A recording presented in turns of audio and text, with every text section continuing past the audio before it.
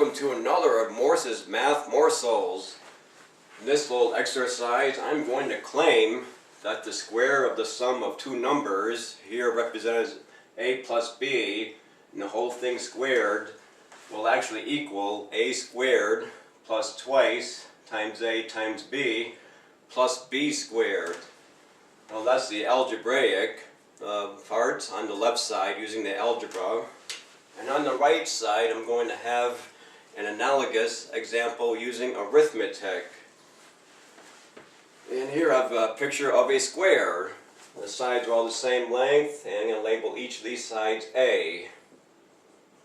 And the area of a square is just the side times side. Here it's A times A, which is A squared. Now as for the plus B, this whole thing is going to be squared. So I'm going to have that larger a squared, and it's going to be contained inside a big square.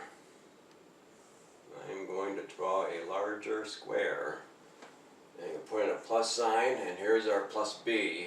A is some number, b is just some other number I'm adding to it. This side length is also a. Down here, this length is a. And this is a rectangle, top to bottom. This is a plus b, so down here it's also a plus b. And as this figure down here in the corner, the square, that's going to be a b. And finally, this is a b.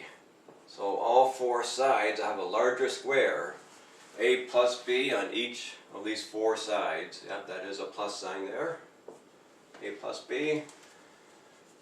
And I'm claiming that this larger square is a squared plus the 2ab plus b squared. So let's check these shapes, which are called rectangles. This b times this a is just a product ab. Area of a rectangle equals length times width. And the same for this rectangle. We have a width of b and a length of a. That's a times b, or also ab. And finally, we have a little square in the corner. We know it's a square because each side is length b. Side lengths are the same. B times b is just b squared. So add these up. Then we have the a squared, which is up here. Well, that's good. And the b squared from this tiny square sits up there. And finally, as for a 2ab, we have an ab here and another ab here. Add those, that equals 2ab. Add one AB, that's just AB. Add one more AB, or 2AB. 2 times A times B. I'm going to do the same exercise using the small square on the right side of this whiteboard. We're going to call the large one, has a side length of 7. 7 times 7 is 49, which is a 7 squared. I'm going to write both those quantities.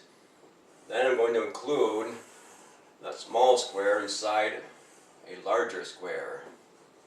That is going to have a length of 3 for this rectangle down here.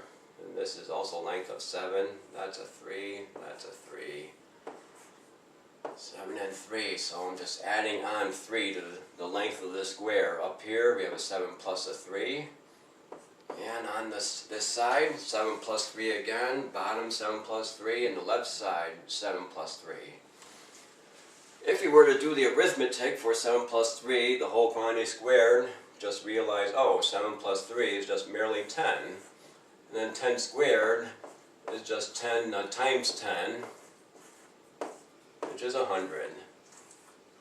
So I'm going to claim that the total area of this square, 7 plus 3, the quantity squared, will be 100. I'm going to find the total area of these rectangles and squares inside this great big square. Here we have a rectangle, the 3 by the 7, 3 times 7, width times length is 21. And we have a similar rectangle beneath, that's a 3 times 7, also 21.